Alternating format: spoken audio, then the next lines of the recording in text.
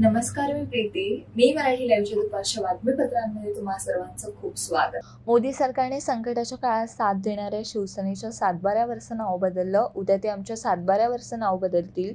त्यांनी खाडाखोड करून गद्दारांचं नाव टाकलं. उद्या आमचा सातबारा खोडला आणि उपाऱ्यांचं नाव लिहिलं तर आम्ही काय करणार?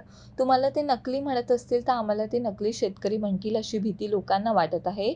अशा शब्दात उद्धव ठाकरे यांनी मोदी सरकार आणि भाजपावर टीका केली.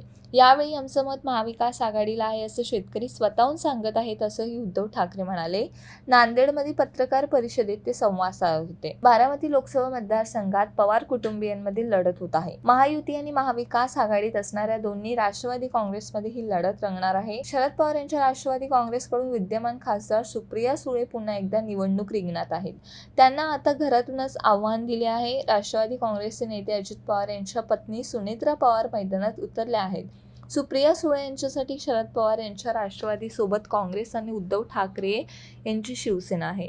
महायुतीच्या उमेदवार सुनेत्रा पवार यांच्यासोबत शिवसेना, भाजप, राष्ट्रवादी आणि मनसे सुद्धा आहे. आता स्वतः राज ठाकरे सुनेत्रा पवार यांच्यासाठी निवडणुकीच्या मैदानात उतरणार आहेत. देशातील सर्वात मोठी कंपनी रिलायन्सने आपला तिमाही आर्थिक निकाल जाहीर केला. कंपनीने प्रत्येक भागधारकास ₹10 लाभांश देण्याचा निर्णय घेतला. देशातील सर्वात श्रीमंत उद्योजक असणारे मुकेश अंबानी यांनी नवीन क्षेत्रात पाऊल टाकण्याची रणनीती तयार केली. देशात वाढत जाणाऱ्या कन्झ्युमर इलेक्ट्रॉनिक्स आणि होम अप्लायन्स उद्योगात रिलायन्स उतरणार आहे. रिलायन्स इंडस्ट्रीज LED बल्ब पासून AC आणि फ्रीज बनवणार आहे. या संदर्भात इकॉनॉमिक्स टाइम्सने हे वृत्त दिलं आहे. IPL 2024 स्पर्धेतील टॉप 4 मधील स्थान मिळवण्यासाठी चेन्नई सुपर किंग्स आणि लखनौ सुपर जायंट्स यांच्यात सामना सुरू आहे.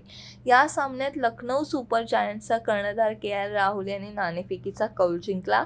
KL राहुलने दुसऱ्या डावात द फॅक्टर डोळ्यासमोर ठेवून गोलंदाजी करण्याचा निर्णय घेतला. कर्णधार ऋतुराज गायकवाड आणि टीमला सर्वाधिक धावसंख्या करायला हव्या याची कल्पना होती. त्यामुळे कर्णधार ऋतुराज गायकवाडने स्वतः मोर्चा सांभाळला. पहिल्या षटकाच्या शेवटच्या चेंडूवर अजिंक्य राणे बाद झाल्यानंतर संघावर दडपण आलं, पण कर्णधार ऋतुराज गायकवाडने मोर्चा सांभाळला. चेन्नई सुपर किंग्सने 20 षटकात 4 गडी गमावून 210 धावा केल्या आणि विजयासाठी 211 धावांचं आव्हान दिलं.